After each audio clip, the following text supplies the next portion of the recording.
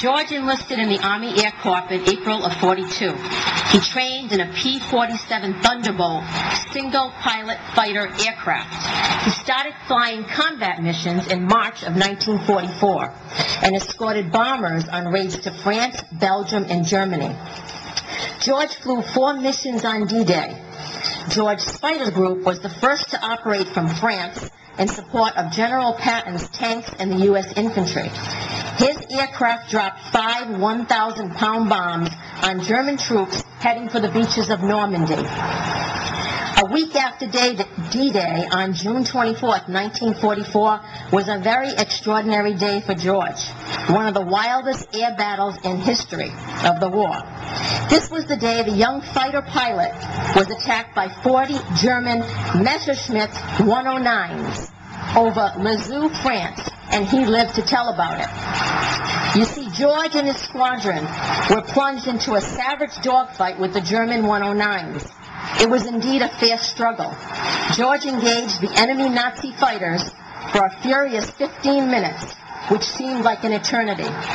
One of the German leaders made the mistake of going after another one of the U.S. P-47s. When this happened, another one of the German 109s came into George's gun sight view. George nailed him.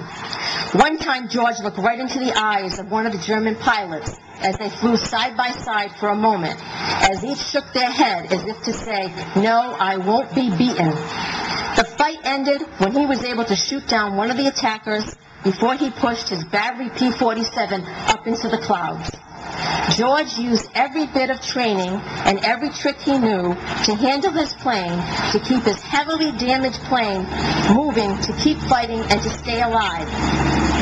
It was a test of physical and mental toughness to him, as he took rounds of fire that exploded his ammunition, including one round that came right through the middle of the plane into the armor plate behind his head.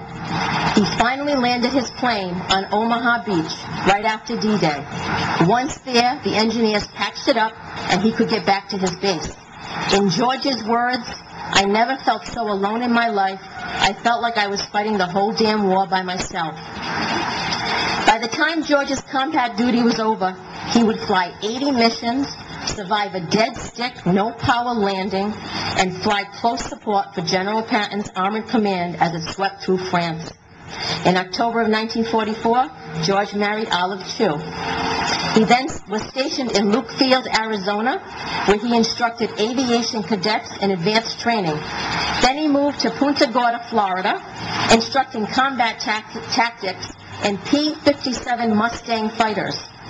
He was in Florida when the war ended and was discharged from the service in September of '45. Then he entered Bryant College, attained a degree in accounting. He joined the Air Force Reserves for another 2 years and became an F-86 Sabre jet pilot at Otis Air Force Base on the Cape.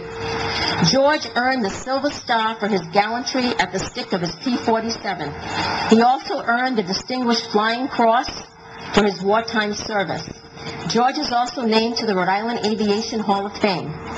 One of the wildest battles in war that George fought is featured as part of dogfights on one series that the History Channel ran. So a big thank you to George, Frank, and Harold for their service and their sacrifices.